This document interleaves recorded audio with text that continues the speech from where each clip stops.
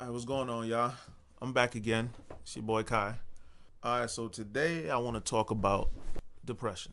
So I'm gonna start off by just talking about how my early views on depression. My early views was very ignorant on depression.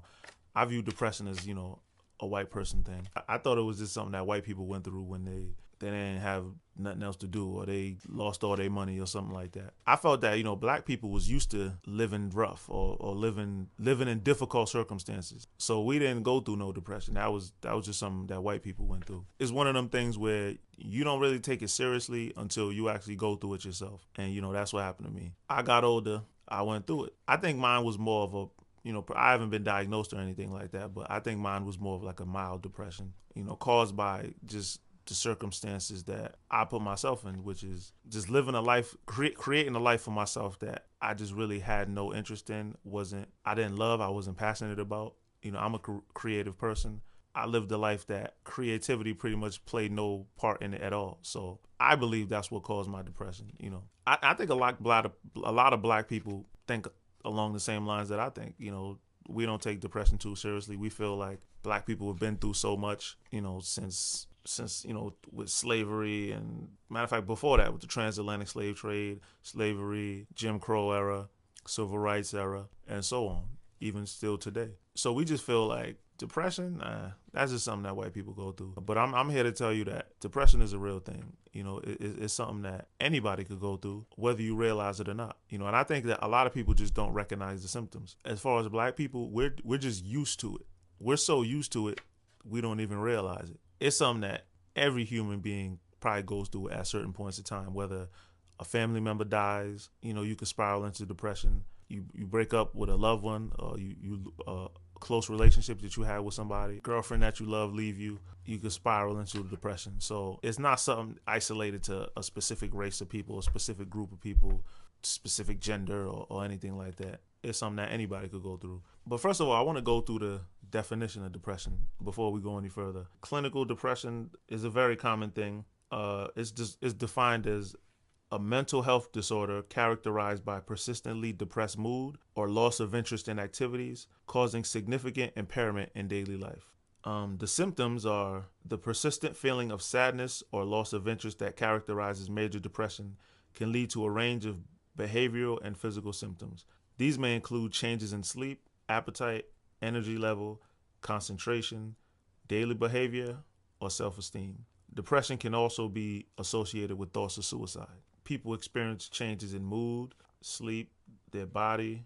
They might have excessive hunger, fatigue, loss of appetite. Behavioral, be very irritable, excessive crying, agitation, social isolation, lack of concentration, slowness in activity, thoughts of suicide, weight gain or weight loss, poor appetite. And the treatment of depression, the mainstay of treatment is usually medication, talk therapy, or a combination of the two. Increasingly, research suggests that treatments may normalize brain changes associated with depression. So, I mean, like I said, me personally, reading the definition just now, I know I've been through a lot of that, especially lack of interest in activities, excessive tiredness, poor appetite.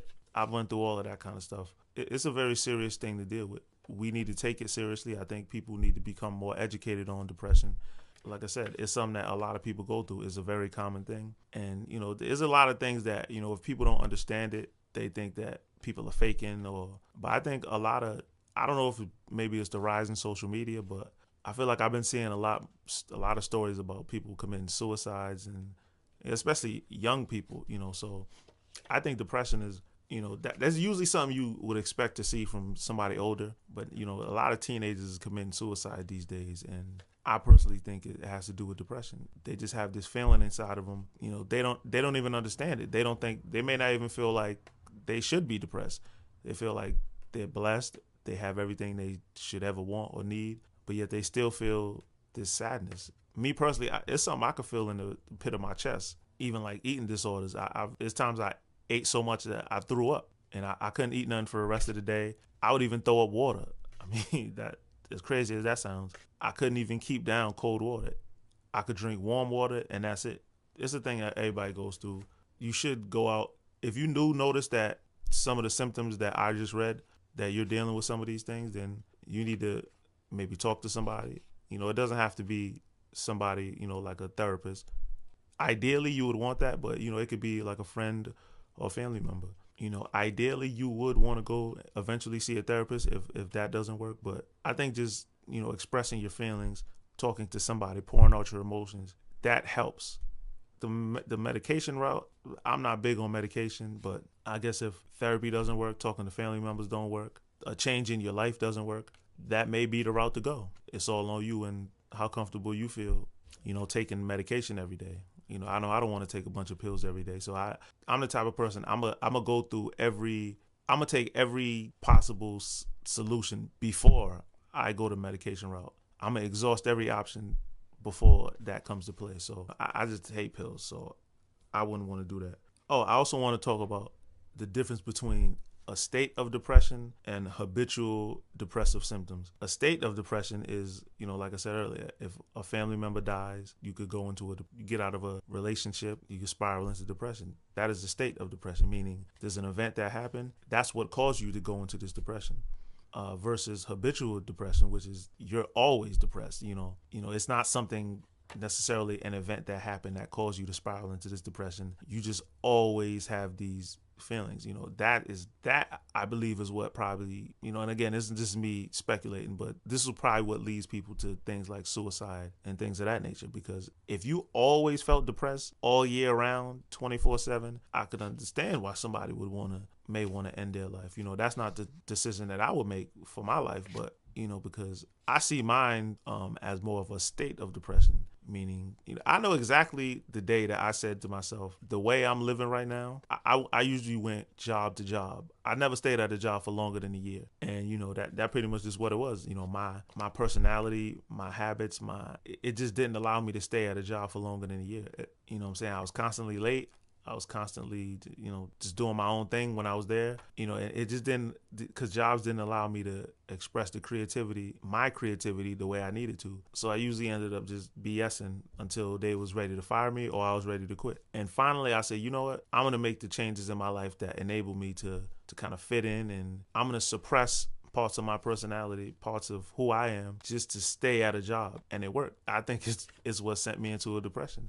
I started experiencing a lot of these symptoms here. Let me go back and read some of them. I could definitely say my sleeping patterns is just all messed up. It'd be a point where I could sleep for 10 to 12 hours. Now I can't sleep for more than 4 or 5 hours. Sometimes I go to sleep, can't sleep at all. Anxiety, well, I usually was in very high anxiety, but apathy, loss of interest, mood swings, sadness. I go through bouts of all of these things. I mean, it's not a joke out here. It's not a game. It's not something that should be taken lightly. And if you notice you have these symptoms, again, talk to somebody. I mean, I'm sure they have all type of hotlines, and go see a therapist. Early awakening, excess sleepiness, lack of concentration, repeatedly going over thoughts. I mean, these is all things that I've personally dealt with. So for those of you out there that are going through these things, I just want to let you know that you're not alone. A lot of us have been through it as well. There's always hope at the end of the tunnel. So, don't give up on life thinking that you're the only one that's going through these things. A lot of times,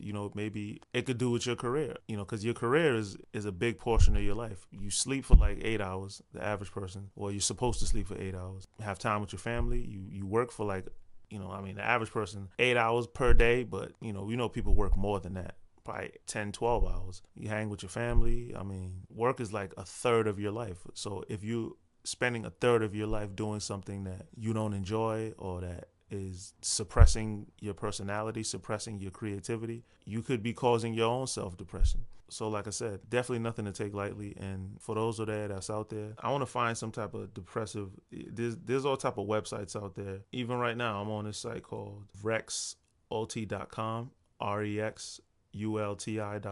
It's just this is like the first thing on Google when I Google depression. There's all type of information out there. We're in the information age. There's no need for somebody to be in the dark about a lot of these topics, especially something as common as depression. So I suggest you do your research on it. If you think you have these symptoms, if you're a normally happy person and all of a sudden you just lose interest in everything, things that used to make you happy don't make you happy no more.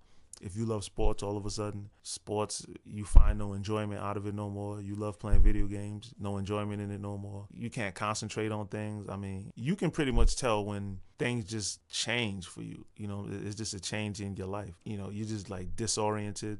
I mean, you know, it's a tough thing to go through. I suggest you go get help, talk to somebody. I think that would be the best thing. Friends, like I said, friends, families, anyone you feel comfortable with, go out there and talk, man. We're all humans. We're all in this thing together. You know, no reason for anybody to go through these type of things alone. And again, there is light at the end of the tunnel. Please don't give up. Don't give up hope. Don't give up, man. And let me see if there's anything else. Yeah, that's pretty much it.